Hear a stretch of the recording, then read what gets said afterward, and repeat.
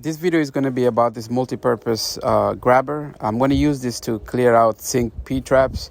It's interesting because you could reuse it as opposed to other products that's available, like this one over here or the orange one.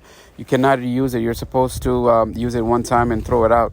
But this grabber, you could use it for multiple purpose, and you could use it for the same purpose. So I have the situation here. This sink is backed up, so the water flow is not as what I would want it to be. So it takes a while for the water to eventually go down the drain. And I wanted to see if I could just, get to the P-trap with just this grabber.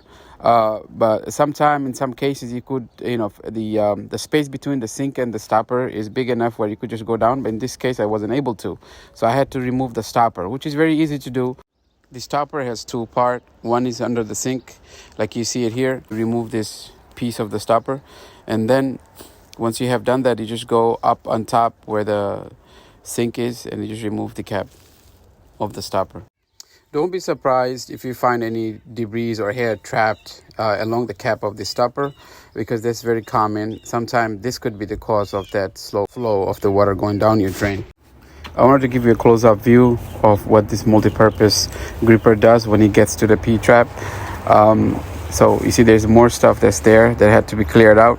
So that's why I found this tool to be useful, because you could actually go all the way down to the P-trap and grab whatever it is that's blocking the drain.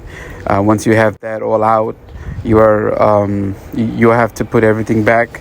Don't forget to put the stopper back, because when you test the water, when you turn the water on and you test it, you don't want any water leaking under your sink. And as you see, the water is flowing, nothing is getting trapped. The sink is working as it's supposed to.